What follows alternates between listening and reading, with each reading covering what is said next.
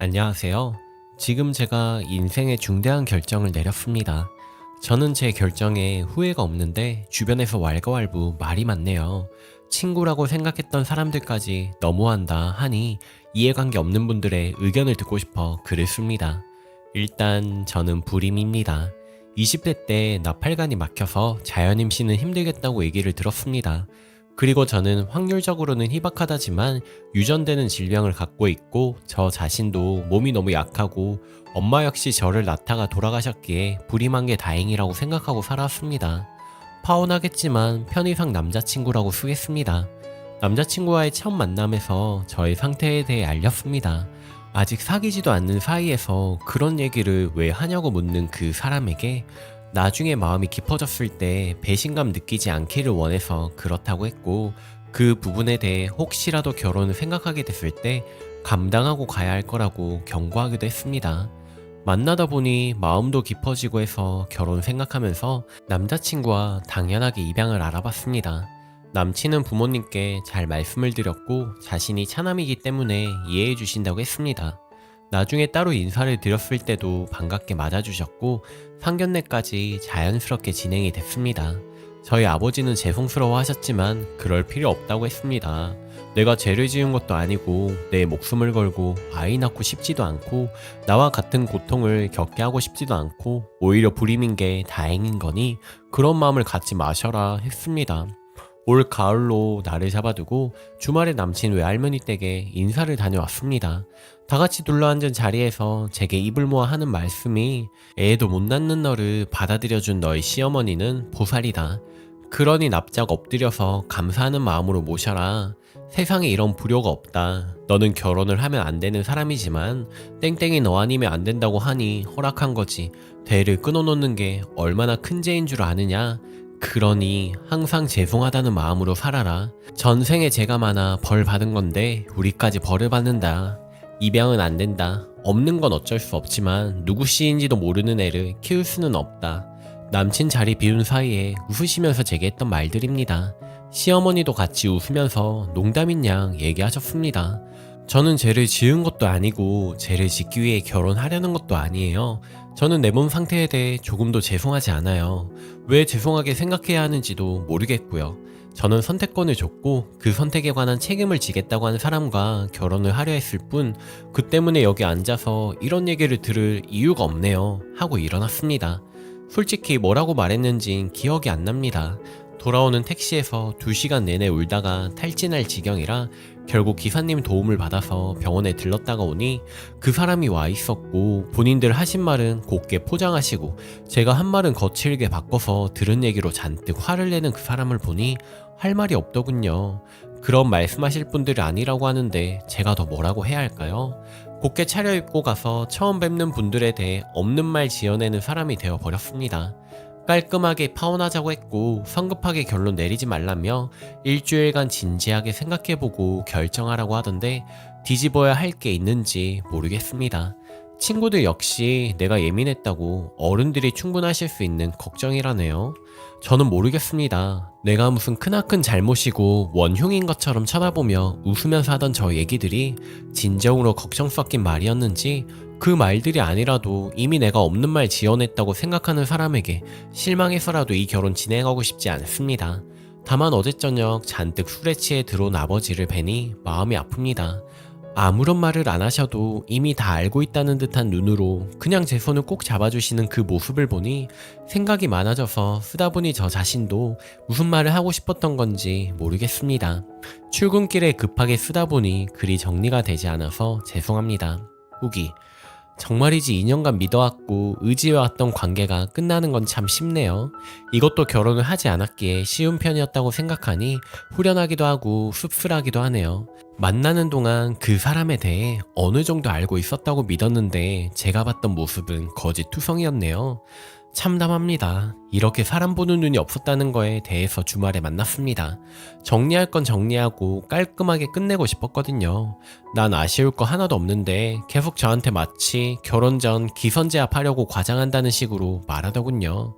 그날 외할머니와 시어머니 되실 뻔했던 분과 이모 2분까지 총 4분이 계셨고 자기들끼리 남의 집 얘기까지 해가며 본인들 일상 대화한 걸 제가 곡해하고 과장하고 소리치고 나가서 자신들이 더 놀랐다고 유전되는 병이라는 게 정신병이냐는 소리까지 했답니다.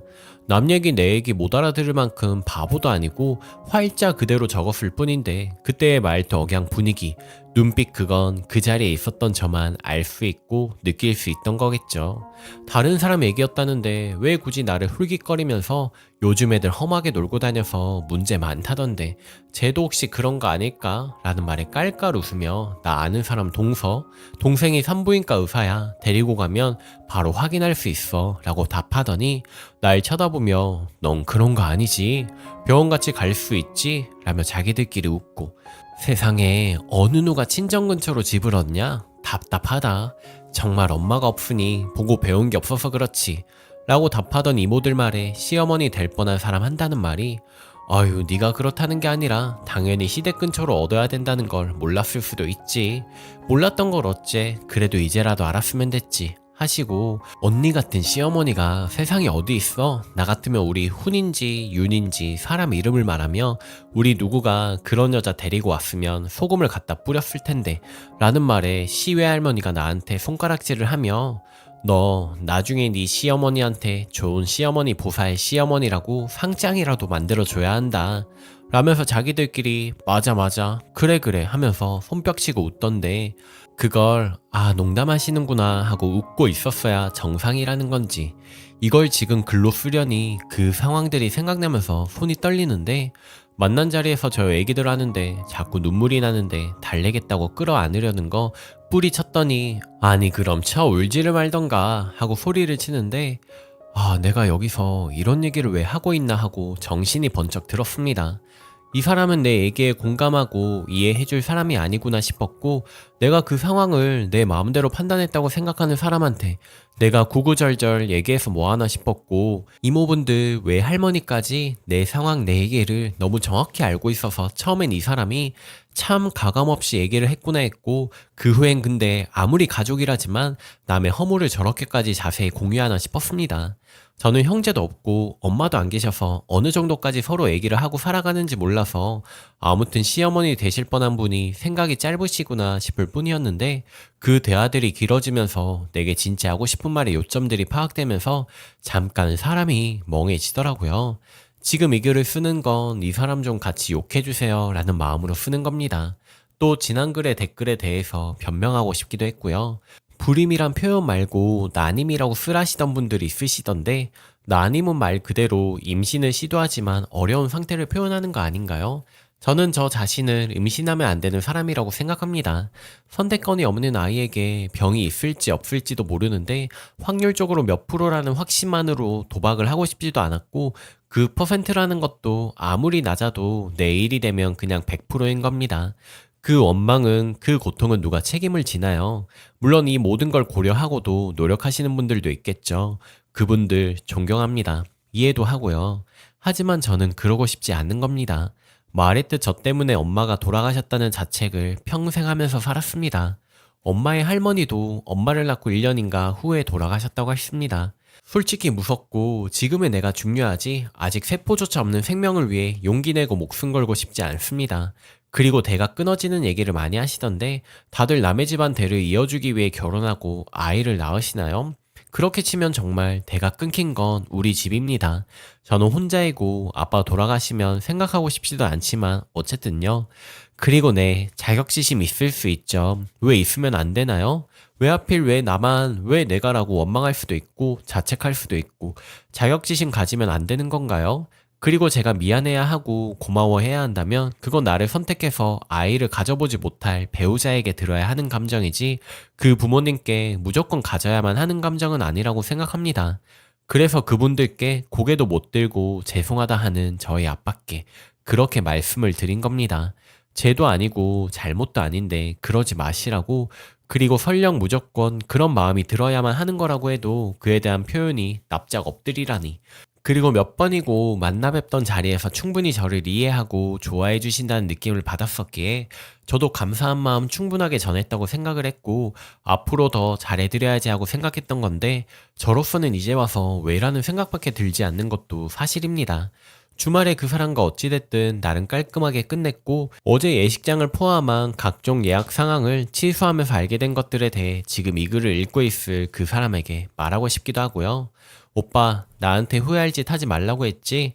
다 나 잘 되라고 생각해서 해주는 소리인데 순간 기분에 팩하고 돌아서서 후회해도 내게 다시 안 잡혀줄 거라고 했지. 그 말 꼭 지켰으면 좋겠다. 후회할 짓 하지 않기 위해 이거 쓰는 거야. 마음이 흔들리지는 않겠지만 오빠 구질구질한 모습 보게 될까봐 차단해뒀거든. 언젠가 내가 오빠한테 그랬었지. 난 오빠가 허세가 없어서 좋다고. 남자들 차로 시계로 신발로 허세 부리고 있는 척하는 거 질색이라고. 친구들이 오빠 그 나이에 국산 소형차 몬다고 뭐라고 해도 난 그걸 당당히 하는 오빠가 좋았어. 사람 다 자기 형편에 사는 거라고. 내가 무리해서 좋은 차 타고 좋은 옷 입고 뒤에서 허덕이기보다는 내 형편에 맞는 차림새로 살면서 나답게 사는 게 좋은 거라고. 다시 돌아봐도 나는 오빠 그런 모습이 좋았어. 지금 아끼고 노력을 해서 몇 주 후, 몇 달 후, 몇 년 후의 목표를 세워두고 행동하는 그 모습이 나랑은 달라서 너무 좋았어. 나도 알게 모르게 허영심 있고 부풀리던 걸 좋아했었는데 오빠 보면서 반성하고 바뀌려고 했었어. 근데 가맹점 매니저인 줄 알고 대시에서 만나다 보니 내가 딸인 거 알았을 때 오빠가 그랬지? 땡땡아, 아니라고 하지만 사람들한테는 급이라는 게 알게 모르게 정해져 있고 아파트로 치자면 몇몇을 제외하고는 자신이 올라갈 수 있는 최대의 층수가 정해져 있는 거나 다름없는데 너랑 나랑은 시작하는 층수부터가 다르잖아. 오르는 건 쉽지만 내려가는 건 쉽지 않아. 그런 의미에서 좀 부담스럽다. 헤어지자. 그 말에 울고불고 매달리던 나를 받아준 오빠한테 정말 아주 고마웠는데 나중엔 오빠가 나한테 그랬지. 소개팅을 한다고 해도 우린 주변에서 매칭조차 못해줄 정도로 급 차이가 나는데 날 받아줘서 고맙다는 말에 내가 오빠 좋아하고 오빠가 날 좋아하는데 급 같은 게 어디 있느냐고 했었는데 아마도 그때쯤이었을 거야. 오빠가 결혼이라든지 미래라든지 입양이라든지의 얘기가 자꾸 꺼내게 된 시점이. 우리는 곧 결혼할 사이니까 내 것은 곧 오빠 거라는 생각이었는지 오빠는 내 카드를 쓰고 내 차를 타고 다니고 부대찌개 먹고 삼겹살 좋아하는 줄 알았는데 호텔 뷔페 좋아한다고 했고 한복을 입고 소고기 구워주는 식당을 검색해서 다니고 해외여행 갔을 때 빼고는 딱히 호텔에서 묵어본 적이 없었는데 연휴고 생일이라 기분 낸다고 특급 호텔 가자고 했을 때 난 그 정도로 비싼 줄은 몰랐었다 진짜. 농담처럼 초밥 먹으러 일본 갈까? 쇼핑하러 홍콩 갈까?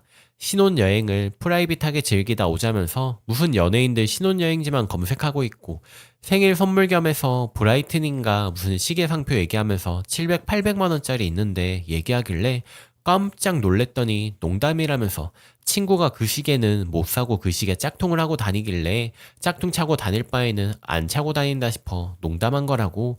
앞뒤 안 맞는 소리 할 땐 와인 때문에 이 사람이 취했었나 했었네.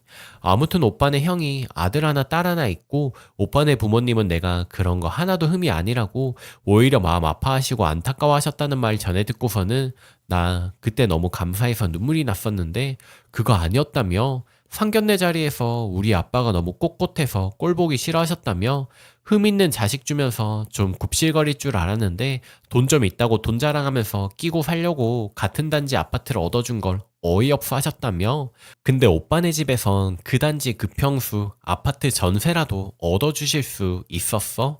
아니 둘이 모은 돈 끼고 대출한다고 해도 그 정도 대출 갚으려면 몇십 년을 갚아야 하는지는 알아?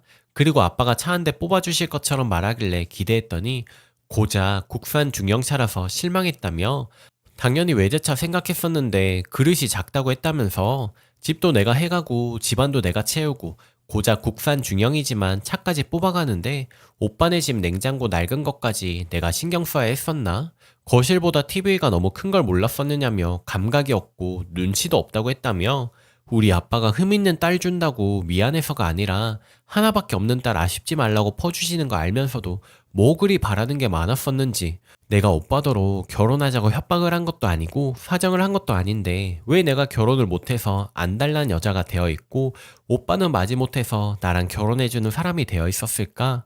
내가 애 못 낳는 걸 이해해 달라고 빈 것도 아닌데 오빠가 무슨 성인 군자인 양 내 허물을 다 덮어주는 속 깊고 이해심 많은 사람이 되어 있을까? 여기저기 오빠랑 시어머니 되실 뻔한 분이 다니면서 했던 얘기들인데 기억하지? 내가 취소하려고 여기저기 전화하고 찾아다니다 보니 다들 나한테 한마디씩 해주시더라. 시어머니 되실 뻔한 분이 하도 한복 노래를 불러서 미리 맞춰드린 건 취소는 안 되고 남은 결제 금액은 그쪽에서 받으시라고 상황 설명했더니 옷 맞출 때 이모님이랑 오셔서 어찌나 내 험담을 하는지 저런 취급받으면서 왜 결혼을 하려고 하나 싶으셨더라. 가는 자리마다 내 카드로 우리 아빠 돈으로 결제하는 거면서 어찌나 재고 따지고 갑질 아닌 갑질을 하셨던 건지 아마 그날 그 자리가 없었더라도 이런 걸 들었었더라면 난 마음이 많이 흔들렸을 것 같아. 지금에서야 이런 얘기를 듣고 있으려니 그날 그 자리가 새삼 감사하고 내 결정에 박수를 쳐주고 싶어. 그날 정신없이 나오느라 놓고 온 내 스카프 그거 화가 나셔서 네 분 중에 누가 찢어 버리셨다고 했지. 근데 난 왠지 그거 누가 하고 다닐 것 같아. 내가 식탁 의자에 벗어놓을 때부터 만지작 거리셨거든. 뭐 각종 위약금이나 이런 건 하나도 안 아까운데 그 스카프는 좀 아깝다 한정판이었는데 나를 그런 자리에 데려가줘서 고맙고 여기저기 내 욕하고 다녀줘서 고마워.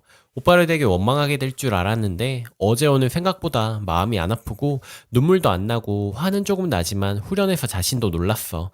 그렇지만 그거와는 별개로 오빠가 욕을 좀 먹었으면 좋겠네. 나는 이제 오빠라는 사람한테 욕하기도 입 아파졌거든. 난 아빠만 생각하면 내가 결혼을 해서 행복하게 사는 게 효도라고 생각했거든. 근데 오빠 같은 사람이랑 결혼한다면 그것만큼 큰 불효가 없겠다는 생각이 들었어. 오빠 말처럼 나도 이제 어린 나이 아니야. 그렇지만 그래도 아직 충분히 다시 시작할 수 있는 나이고, 아니라도 뭐 어때? 오빠네 부모님 같은 시부모 만나서 우리 아빠 피땀 흘려 모은 돈 포다 줄 바엔 그냥 그 돈 둘이서 알콩달콩 펑펑 쓰면서 사는 게 오히려 낫다고 생각하니까. 하필 어버이날인데 이런 일들로 즐거워야 할 시간이 엉망이 되어버린 건 아쉽지만 더 크게 후회하지 않을 수 있게 해줘서 오빠네 부모님께 감사하다고 전해줘. 참 이런 글 적다 보니 제가 참 글재주가 없다는 생각이 드네요. 댓글들 하나하나 다 읽으면서 더더욱 확신이 생겼고 남자뿐만 아니라 친구라는 사람들까지도 정말 친구였던 건가 하고 다시 생각할 수 있는 계기가 됐습니다.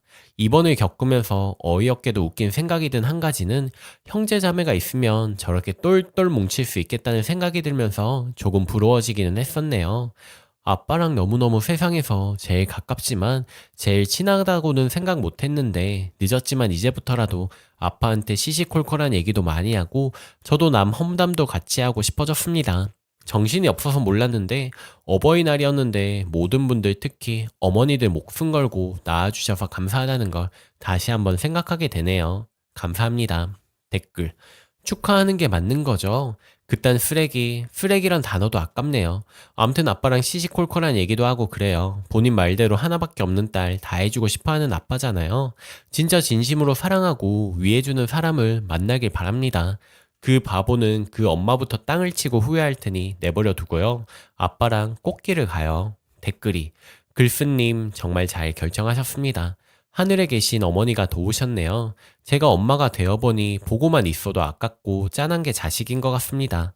아마 하늘에서 어머니가 결혼하면 글쓴님 많이 상처받으실까봐 그냥 지금 조금 아프고 말라고 도우신 것 같습니다.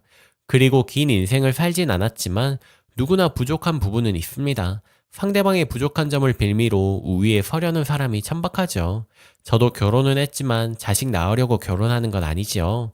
사랑하니까 결혼하는 건데 글쓴님 잘 이해해주고 사랑하는 분 만나서 결혼을 하세요. 글쓴님 배경에 눈멀어 사랑하는 척하는 전 남자친구 같은 사람 말고요. 아버지도 상처 받으셨을 텐데 위로해 주시고요. 그리고 행복하세요. 오늘 제가 준비한 사연은 여기까지입니다. 오늘도 낭만캐스터를 시청해주셔서 감사드립니다. 오늘도 행복한 하루 보내세요.